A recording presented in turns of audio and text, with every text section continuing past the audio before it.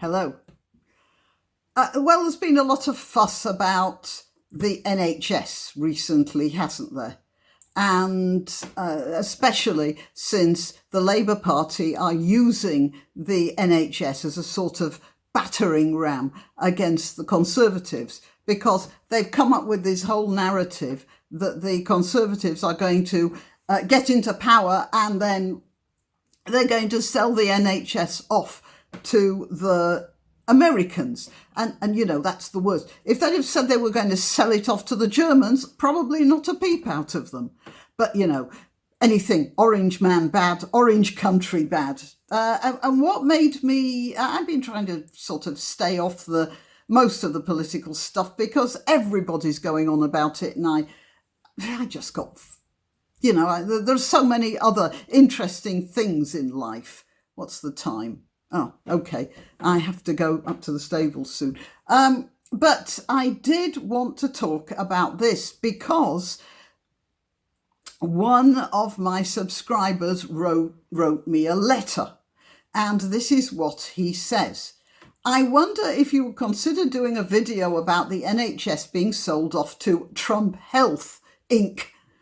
I attached 2 photos of the tiny peristaltic pump that only last year injected the cancer drug, and then he gave the name of the drug, into my girlfriend's arm and which may have saved her life. She has made a full recovery. The pump was made in Illinois. This evening I saw Andrew Neil skewer Labour's Barry Gardiner on NHS scaremongering as if everything NHS that comes from America is automatically evil. So that's what he said. And I did some research into the drug and discovered that the drug itself was discovered by, or invented by, a Japanese researcher, and it was originally licensed to a French drug company, and it is now being made in the United States of America. So I don't know quite what the legal situation of the drug is, but if America has the exclusive patent on the drug, it means that the French company sold that patent to them. And it's now being made in the United States of America. So that means that the EU has no effect on protecting European drugs, even advanced life-saving cancer drugs. And if the French company just granted the rights for the Americans to use it, then the drug is coming from the USA anyway, with the blessings of the EU. So what's the terrible thing? And then while researching it, I came up with this article from the Independent now, Monday, 28th of October. So this is what you might call a softening up story, really. UK officials discussed NHS at secret meetings with US drug companies as part of trade talks. Well, so this looks pretty terrible, doesn't it? Notice how they put secret in quotes, by the way. It means somebody told them it was secret. Doesn't mean it was secret. Senior British civil servants have met with representatives from US companies, well, that's the Independent for you, to discuss the NHS. Do they mean really a US company or US companies? So what are they talking about here? You see, I don't think even the writer of this article does, or he or she wouldn't have made that mistake. Vincent Wood, he wouldn't have made that mistake. He's not really sure of his facts. To discuss the NHS in post-Brexit trade negotiations, it has been revealed. Well, why shouldn't the British discuss what might happen after Brexit? But, you know, we buy our drugs from everywhere. Hang on a minute. I just want to show you something here. Let's get this. Let's get this sorted out. Here we are. This is from the Conservative Friends of Israel, but they are reporting facts here. Health Minister, NHS depended on 100 million prescriptions from Israeli companies.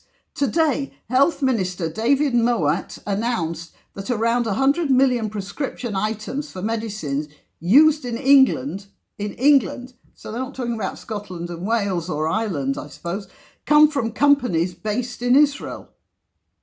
The Parliamentary Under-Secretary of State for Community Health and Care said that without these supplies from Israel, there would likely be significant shortages of some medicines important for patient health, which would cause significant impacts on competition and, in all likelihood, increase prices paid by the NHS. So you see, first of all, he's saying that the NHS uses competition to buy its drugs. That is, it looks for the cheapest deal.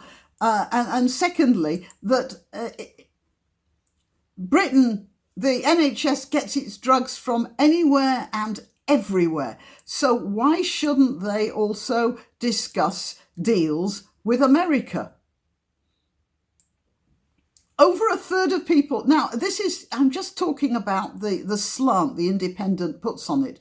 Over a third of people surveyed in a recent poll saying they were very concerned about the future impact of a deal with Washington on the service. Do you know, the grammar in this is just diabolical.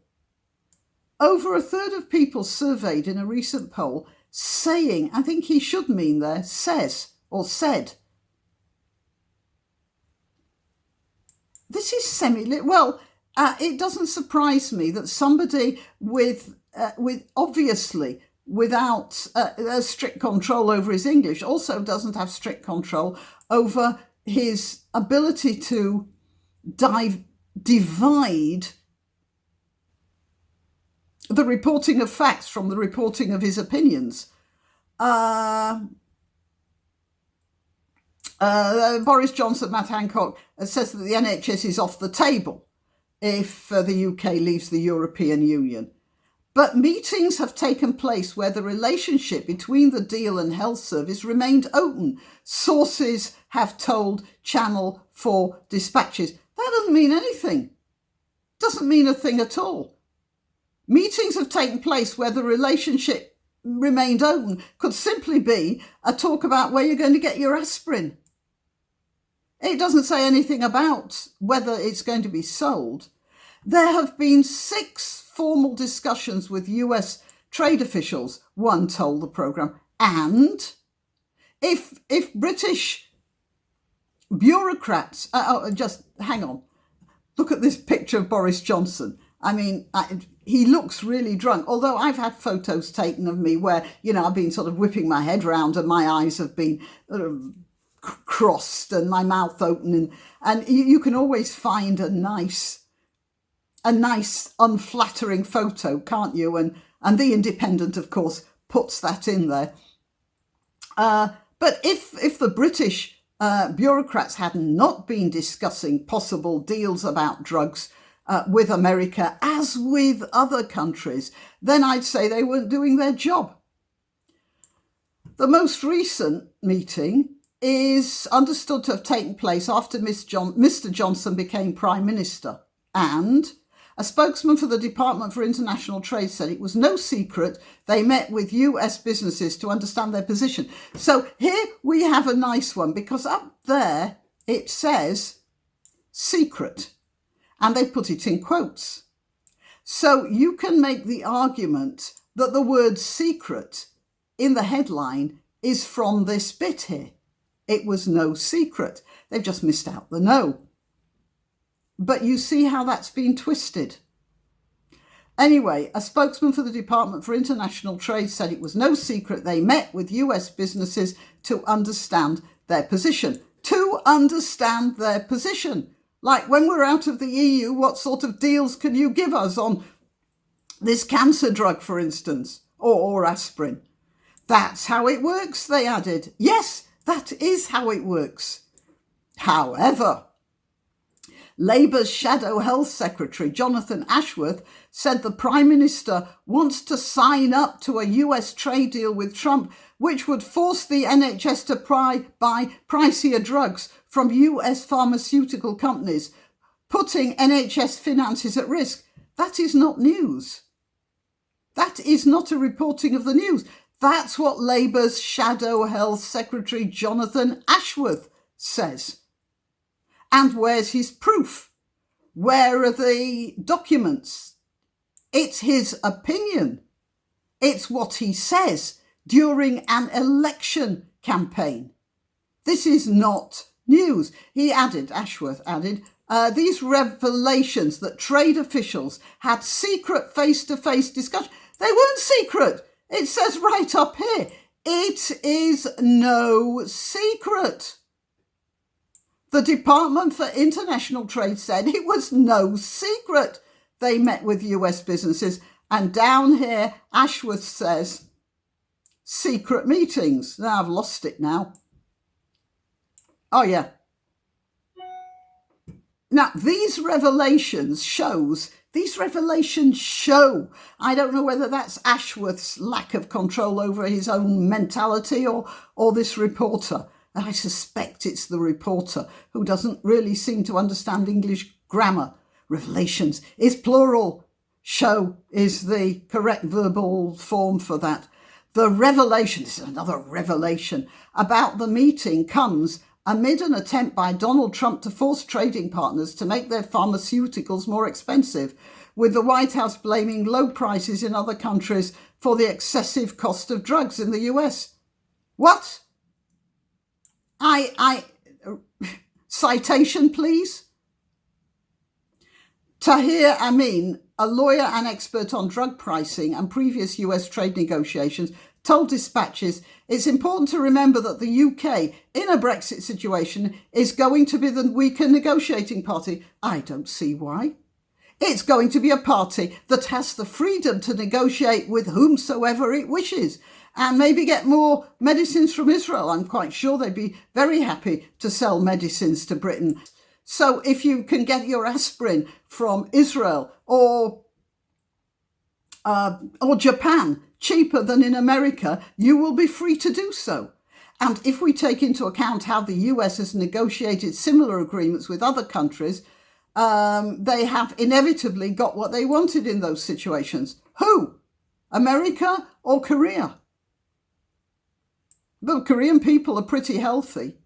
And let's face it, when you have a drug pump that is only made in Illinois, you're going to get the Americans charging what they want for it. And that's going to happen. You bloody well get on and develop your own drug pump.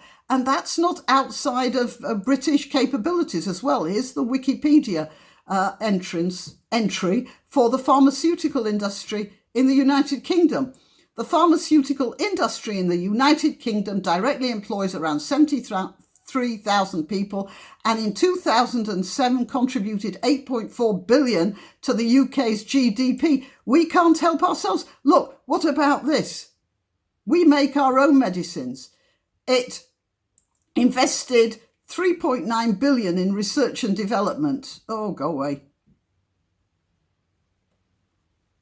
And created a trade surplus.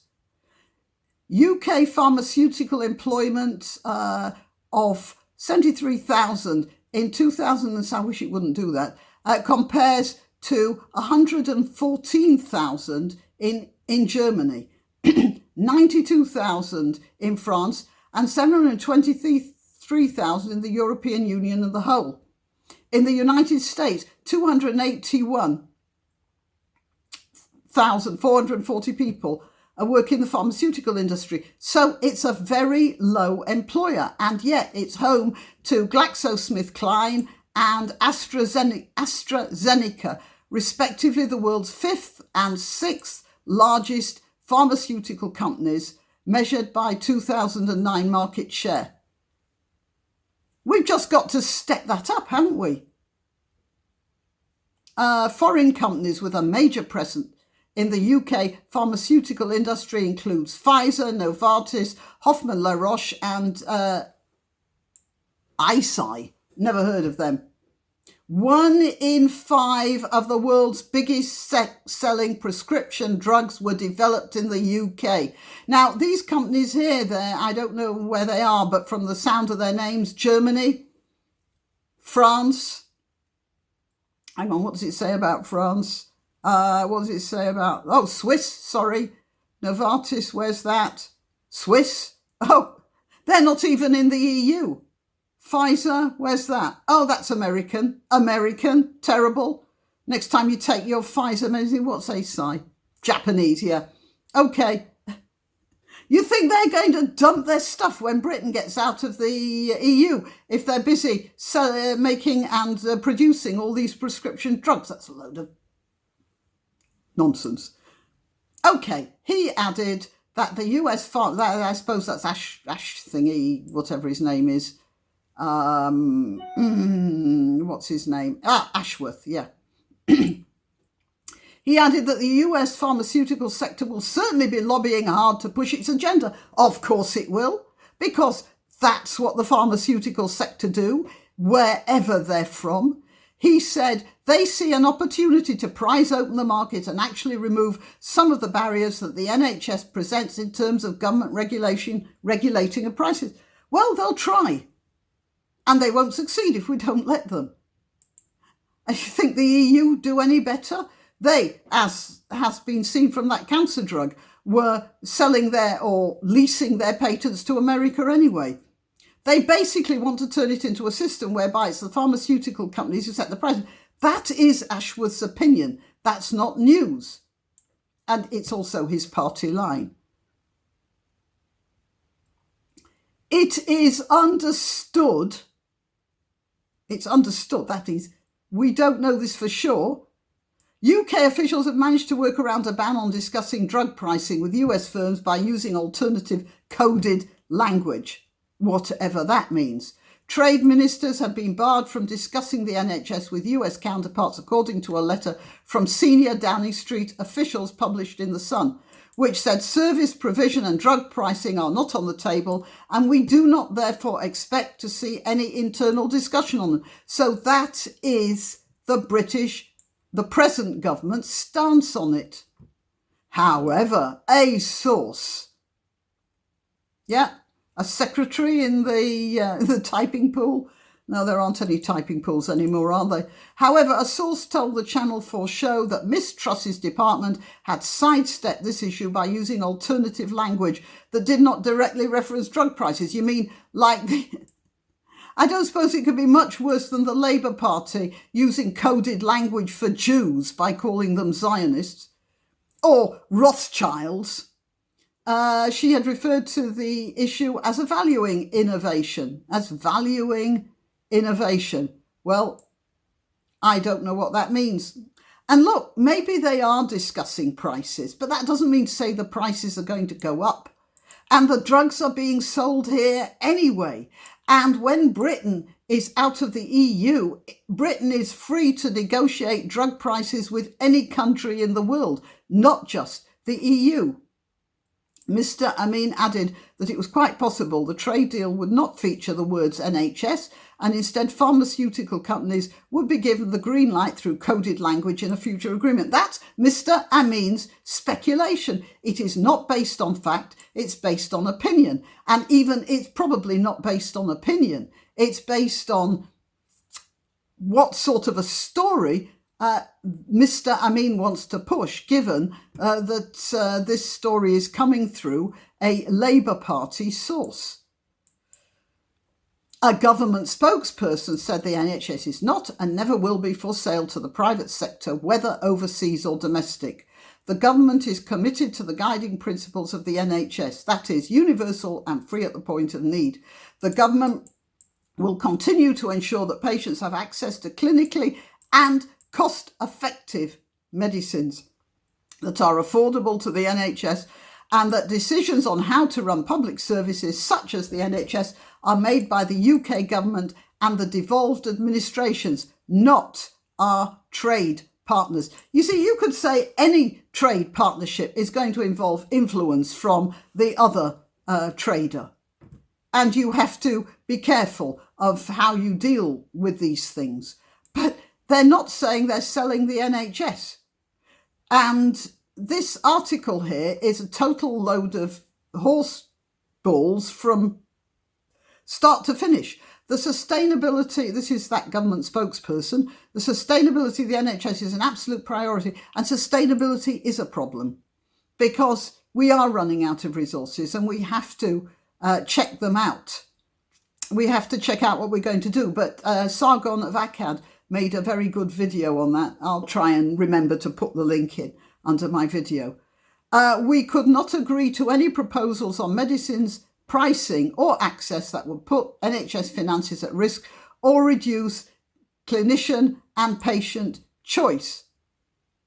So that's what the government says. And yet this is how the Independent heads the story, because knowing that that's more or less all people will read. People who even don't read the paper are going to walk past it on a newsstand or flash past it on their browser, and they're going to see UK officials discussed NHS at secret meetings with US drug companies as part of trade talks. It's completely disgraceful. But that's the Independent for you. Very progressive, isn't it? Okay. If you want to donate or contact, the information will be rolling over the Graniopteryx as I speak. Please like, subscribe and share because it does help with the algorithm. If you visit my channel on YouTube and one day discover that I've disappeared without warning, you'll still find me on BitChute or Minds. Just go to either of those platforms and do a search for Graniopteryx.